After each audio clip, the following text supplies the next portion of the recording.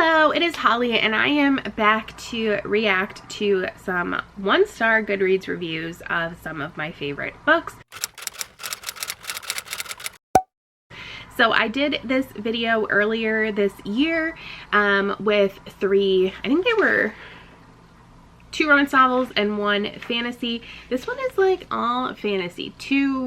1 definitely like romantasy, 1 I would say is borderline romantasy, and 1 that is just straight urban fantasy / paranormal. So yes, all of these have gotten 5 stars from me. So yes, but the reason really quick why I do stuff like this is because I think that there is a common misconception that 1-star reviews are bad. Now I understand from an author perspective, like I've seen Alexa Dunn talk about how like sometimes it's hard to even see a 4-star review because it can really pull down your rating, and I have seen so many people who will hear about a book, look it up on Goodreads, and if it doesn't have over a 4-star rating, they will not pick it up.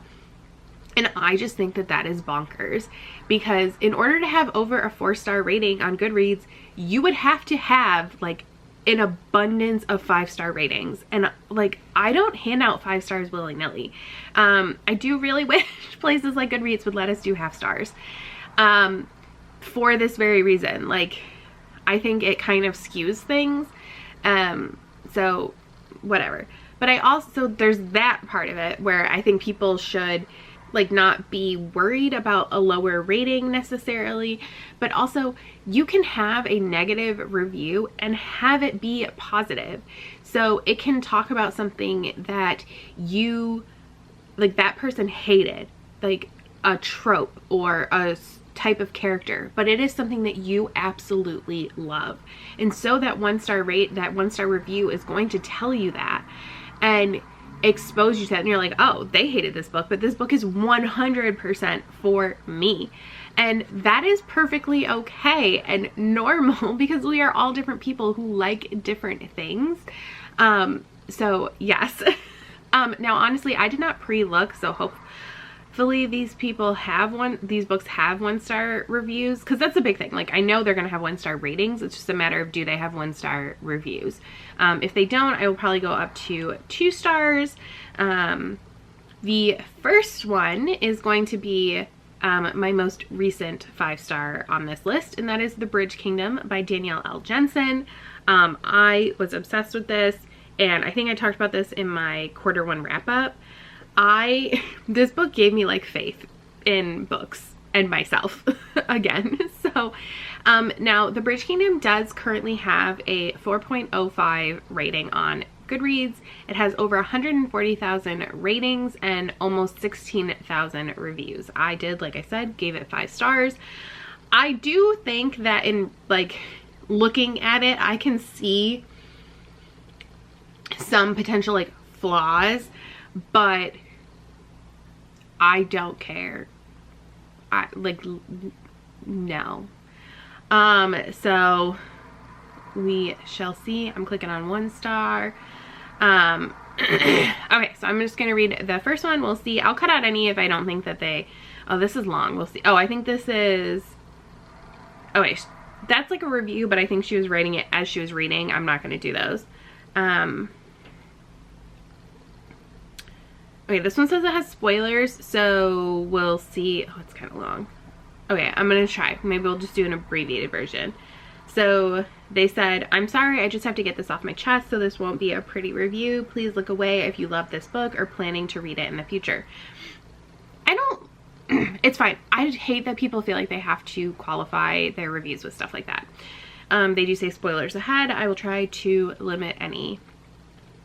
There were so many times where I just wanted to throw in the towel and be done with it. The plot was so predictable. I think everyone will know exactly where the story is going. It's basically waiting for the proverbial shit to hit the fan, waiting for doomsday to come. Yes. This is accurate. See, to me, and I try to do these videos without like questioning the reviews. But this is one of those things where like, I think this is a fact. Like, I don't even think people who love this book and gave it 5 stars like myself would argue with this. I've talked about the predictability of books in the past, And especially because I would consider this romantasy, which to me, romantasy means that the primary storyline is the romance. It is not a fantasy story with romantic elements. And because of that, I think that with romance, you have predictability, and that is one of the key features of a romance novel, and I would argue is a huge part of why people read romance. And I believe I talked about this when I talked about romance being predictable, is I think it's harder to write that story because you have to be compelled to get to that endpoint that you know is coming. Also, I think, especially as it's a duology, like there's no HEA at the end of the first one, spoiler. I absolutely hated this feeling of dread. Why would I want to read about a heroine who's planning and preparing for the big catastrophe when all she had to do to prevent things from going to shit by doing a little bit of investigation digging herself? It was painfully obvious who the bad guy was in here. Laura did not once think for herself. She only did so when she was forced to do. She hated her father. She hated the master of intrigue. She knew exactly how evil they were, but she never once thought of questioning anything they told her. I think that that's very valid. To me, I read it more as like she, like, that's all she knew. And like she still, while she thinks her parents are bad, like her dad is bad, I think she thought that arguably she was still doing the right thing for her country. So this one says, this just made me want to jump off of a bridge. If this book was a fave of yours, or if you plan to read and enjoy this in the future, keep scrolling because I'm about to shred this thing. Again, you shouldn't have to qualify. Even though this was new adult, this is the thing about, I don't mind new adult. I just like the age categorization thing, I think is really confusing people right now, especially in the romance genre. The vibes were super YA. Maybe. This was hard to read because it was so clear where it was going. Okay, so we're getting to the predictability. I'm not even going to mark this as a spoiler because it's just common sense. Anyone who reads the blurb knows exactly how it's going to go. Lara was going to get there and realize that everything is more complicated than it seems, and people she was raised to think were monsters are, and her own father is equally bad, if not worse. She was also going to fall in love with her husband and be torn between duty and love. And then her treachery was going to come out and it was all going to blow up in her face from both sides. So like the dread I felt while waiting for all this bad shit to play out was not fun. I kept hoping for a twist that was just not coming. So I feel like that's very similar. She says more, but I'm going to stop there. I think that's very similar to the other one. Again, I wonder, I have no idea how this book was pitched initially. I wonder if although this was reviewed in the last year. Or no, that was 2 years ago. This one says there is more chemistry between me and jumping off a bridge than there is between the MC and love interest. So much a bridge, I understand it's probably because it's called The Bridge Kingdom. But also there was 2 reviews that said the dread, which there was. And I do think that is part of what kept me reading. To me, that was engaging and like suspenseful. But I can also, there is a line there, and I feel it sometimes, where it's too like anxiety inducing and it makes me like not enjoy the book anymore.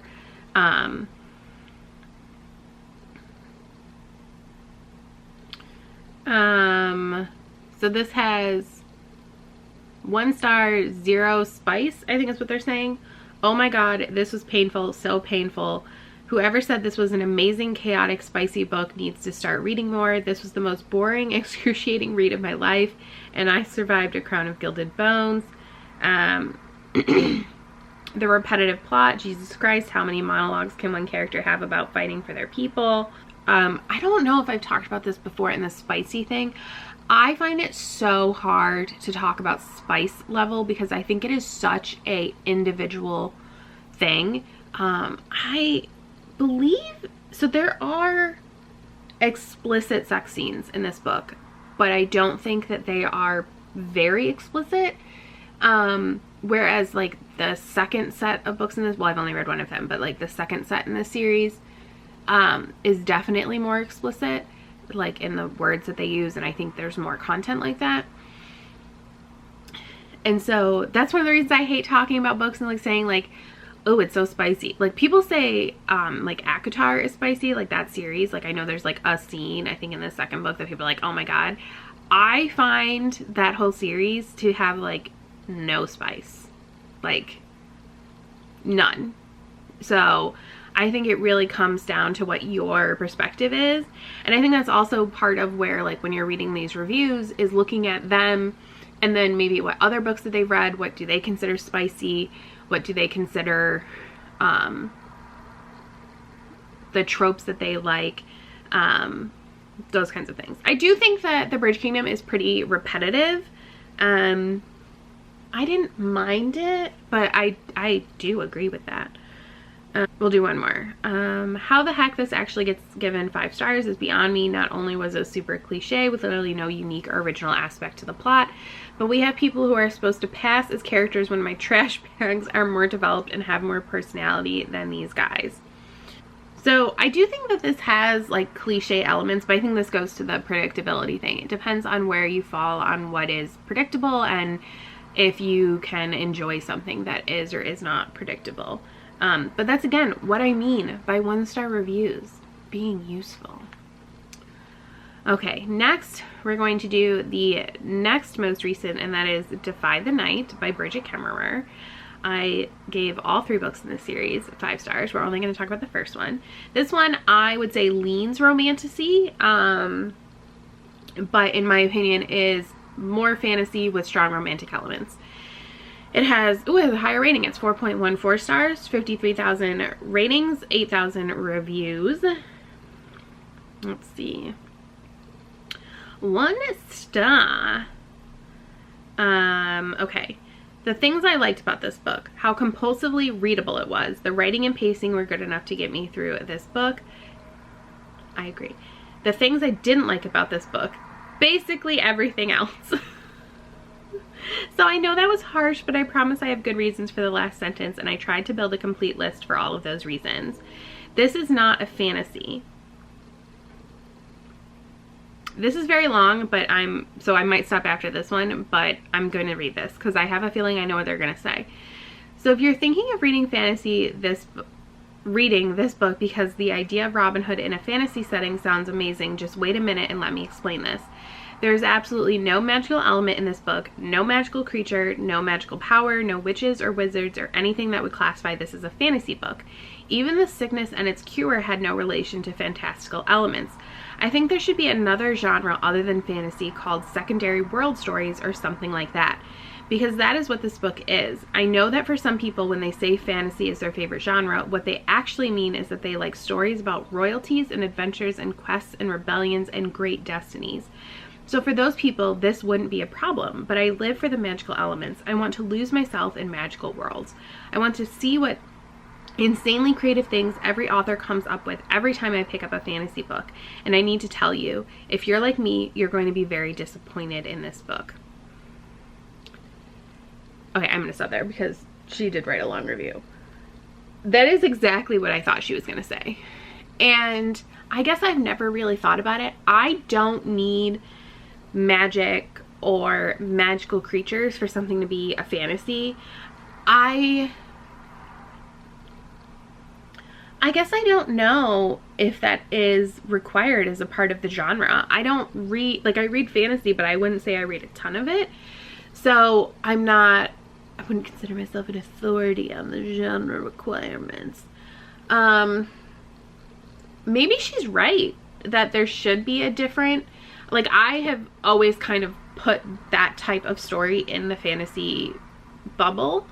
But maybe you do need, like, it could be very light fantasy, like very low, is it like, what are the hard magic, soft magic? It could be very like soft magic and stuff. I don't know, but I do think that's a very good point, and she's not wrong. And I will tell you, like, potential spoiler, throughout the series, that is the case. There is no magic, there is no anything like that. Although, is there magic in the Bridge Kingdom? No, right? I mean, there's like elements of things that like maybe could be fantastic, like mystical.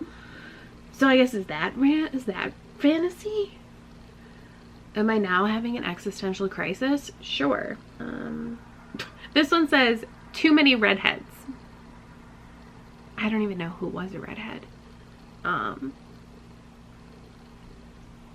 oh my god, this was boring, just terrible. I do think, so the boring thing, I think that this book and this series as a whole, while I, especially book 2, had like a lot of anxiety inducing moments for me, I do think it reads kind of like there are high stakes, but not a ton of like huge blowout moments.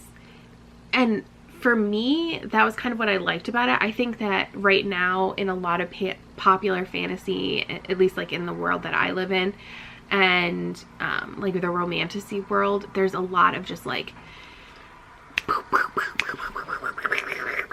there's just constantly something happening, and like you just never get to breathe, I feel like. And so for this book, I felt like I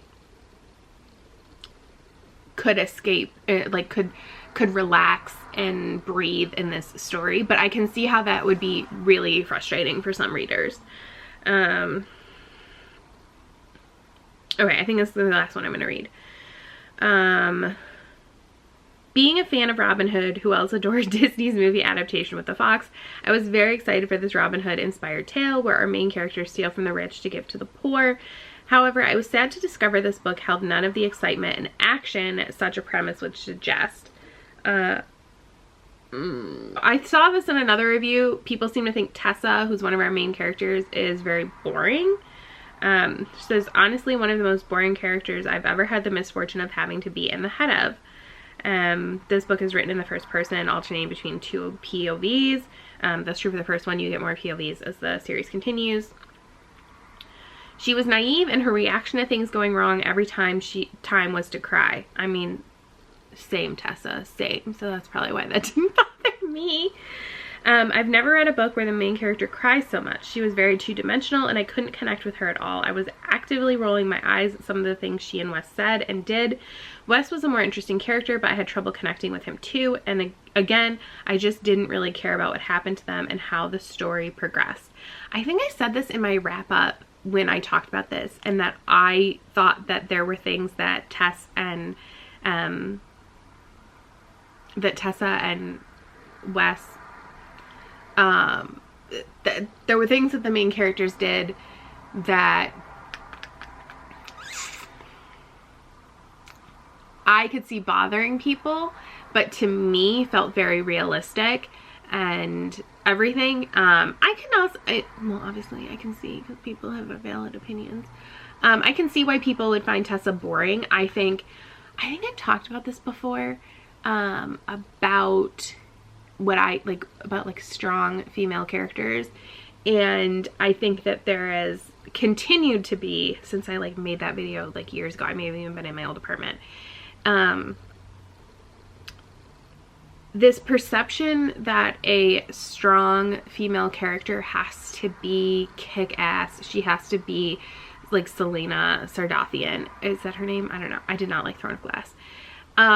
But that's not necessarily the case. I think that there is a place for so many different type of female and all characters, of like any gender. And I wouldn't necessarily say, I mean, I do think Tessa is strong. I think she goes through a lot, and I think she makes a lot of difficult choices and has to kind of navigate things. So I would consider her emotionally strong and resilient, especially as the series progresses and what she has, like the decisions she has to make and the relationships that she has to navigate and everything. But I can definitely see why, if you are more, I think, of like Sarah J. Maas, Fourth Wing.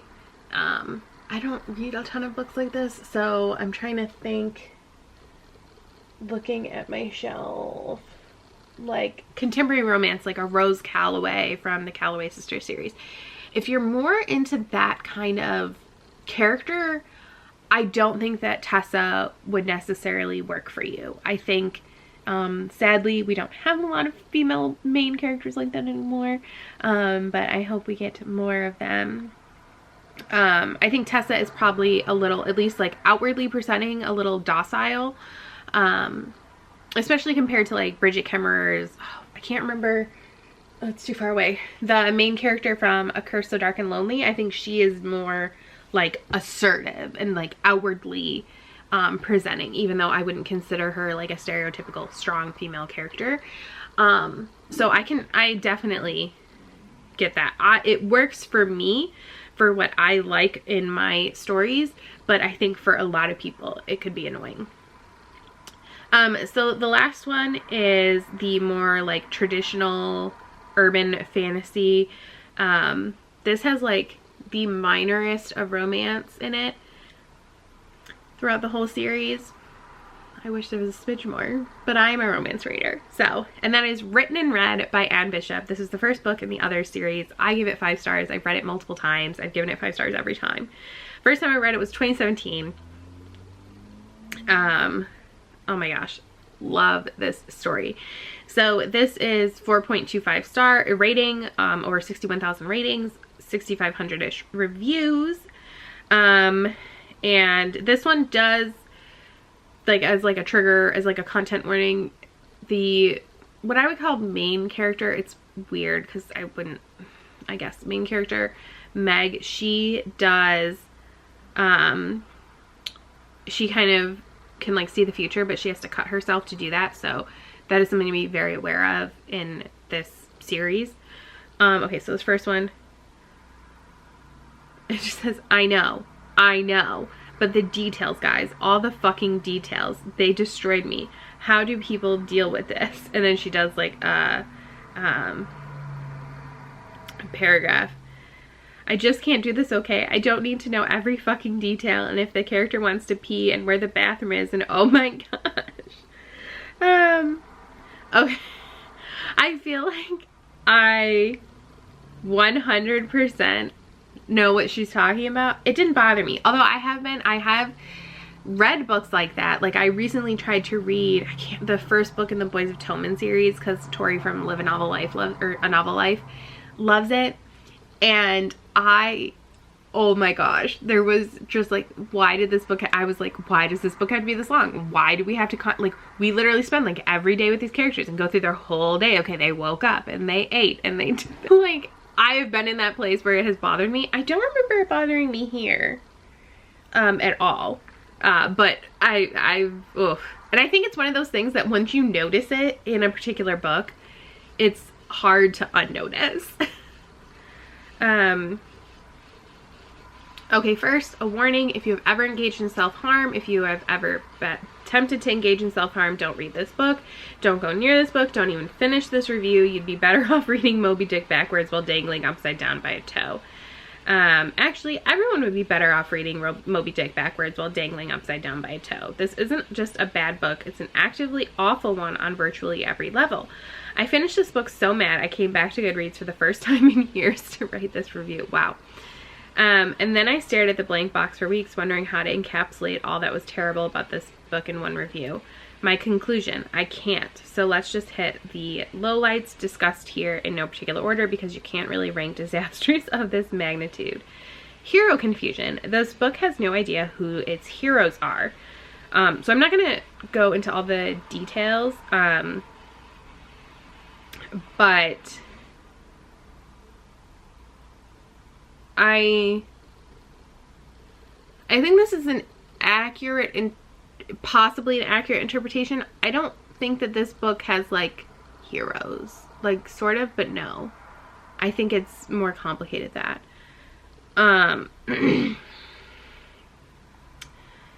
The book hates women. Wow, does this book hate women? The hatred oozes from every page. It's not just that Bishop relies on the same tired old misogynistic tropes. The evil ex who has no redeeming features and cruelly manipulates a man. I disagree. I think there are characters who hate women, and I think there are parts of the society that this book is set in that hates women or looks down on women, but I don't think it's as black and white as that. I was wondering if this would be a factor. The world building is a disaster, a racist disaster. Okay, so Native Americans, you remember them, right? Well, they don't exist in this book. They never existed as far as I can tell. And they aren't just erased either. No, they are explicitly turned into monsters.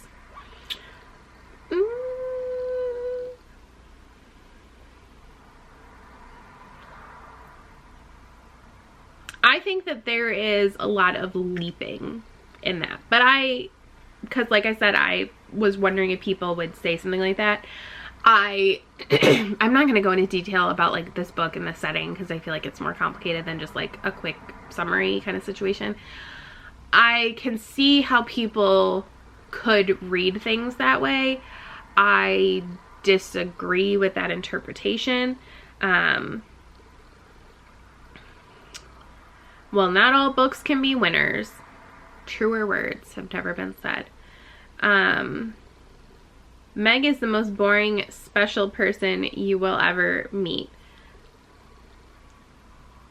I think I just like boring character, like boring character, because I don't necessarily disagree. Meg is so, she's so passive because, like, in my opinion, because of how she grew up, like what she's been through, because the world she lives in, because of all of these things. And for me, that's like the thing that I love about her and is a reason I connect to her. And also, like, I think maybe if the story just followed her constantly, maybe it would get old, but it doesn't. But I think we are definitely learning what Holly likes in a female character, which I kind of always suspected. So again, I think if you are into a lot of what is popular right now with female main characters, you may not like some of my favorite books. The multiple POV is worthless. I can see why people would think there are times where you almost like, you kind of go to characters in like a very brief way. It's third person, so like it's not like you're really necessarily spending time with the same few characters, but there are times throughout the whole series where you kind of will spend maybe like a chapter with a character and then you'll never see them again. And occasionally, I've read other books like that, and occasionally that bothers me. It didn't bother me here, although sometimes I did find it a little boring, like especially on a reread. I'm like, I really don't care about this character, like this is not why I'm here. But usually it's because it does help with the plot, I think, but I'm more rereading for like the character dynamics. And so the most mundane details ever imagined used as filler. The action doesn't happen until the last 10% of the book. Again, I think that that's a pretty common LOL, sorry, but it's unbelievable this has such a high rating. What if white people from Europe were the real humans and the Americas and Africa and Asia were populated with monsters that devoured white people? Unreadable and poorly written. So I'm reading that mainly because I feel like that might like encapsulate. I think the other person was like more detailed and everything what they said. I don't read the book this way. But I think this goes back to that, I think it's the first review that said there's no heroes. I think it's more complicated than that. Like, there are some people, like some characters who, I say people like loosely because there are creatures, there's all like, there's werewolves, there's vampires, there are elementals, there's like almost amorphous beings that you don't even know what they are. You have her, you have Meg, who's not like, is she human? Like, she has telepathic abilities, or like she can see the future. So is she a human or is she something else? And then you have like humans. And so when I say people, I mean like all of those like characters are good and bad. And I think that they're very, what I would call human, in that they are very flawed. And especially across the different creatures, you have this concept of like, werewolves view life and relationships and societal structures very different than humans do. And I think that that's perfectly normal. I think that you have that in like human culture in our world here. Like, there are different countries or different groups who think that people should or shouldn't act in different ways, and that's not necessarily a bad thing. It could be a bad thing, or it could just be how they function. And so that's how I interpret these books, but I can also see where other people would interpret them differently, because guess what? That's how the world works and how brains work. Ooh. You ever have one of those books where the longer you read it, the less stars you plan to give it? Yes, I have. I feel like all books basically start at like a 4 in my mind. This book started out at 4-star territory as it seemed like an interesting setting, but started out with exposition and the writing was a little clunky. Then it lost a star as it kept getting clunkier. Then it was down to 2 stars as I noticed how it casually reinforced outdated gender roles. So that's, I think, the second time people have talked about that. I didn't read it that way, but okay, apparently multiple people feel that way, so. Then as the climax approached, it started switching POVs quickly, and I realized that every POV sounded almost identical, and it plummeted to the depths of a 1-star. To be fair, maybe I should have given it 2 stars, but it was barely hanging on to that 2-star rating, and I figure people are more likely to read a 1-star review and learn my objections to this book. So this review is pretty long, but I will stop there. So I think a lot of people, I think when this person is saying clunky, I think they're probably talking about a lot of what some of the other characters talked about in like the writing style, where it is kind of detailed. You, especially with Meg, I feel like you kind of go through her daily life, like how she gets to work, what she does at work, all of these things. And for me, that was fine. I think part of it is like, for the first time, she's like kind of on her own. She's testing her boundaries. She's figuring out what she can and cannot do. And so that works for me, but I can easily see how it can be a very annoying thing to read. So, yeah, that's the last one I'm gonna do. I hope I was fair. I always try to be and not argue too much, even if I like disagree with people's opinions and maybe present another side. From my perspective, I hope I'm still respectful, and I think it's always interesting, especially when you see the same kind of like complaints, because then I think it's easier to not just see it as a one-off. It's easier to be like, yes, this is the case. But like I said, with like Tessa from Defy the Night being kind of a more like boring character, for me, that's not something that bothers me. Now there's a line there, obviously. I'm sure there's characters that are considered boring that I didn't like, but I am more attracted to that kind of character than I am a Selena. So I am seeing that in a 1-star review is more likely to make me pick this up than seeing a 5-star that's like, she kicks ass and she's an assassin. Like, that honestly is like a turn off for me right now. So, yes. But I hope you enjoyed this. I hope I don't hate myself editing this, because this always turns into like such a long video. I should really do these videos but like pre-pick the reviews, but I don't want to do that for a variety of reasons, mainly laziness, but then I just suffer later. But yes, so thank you so much for watching. I will see you next time. Bye.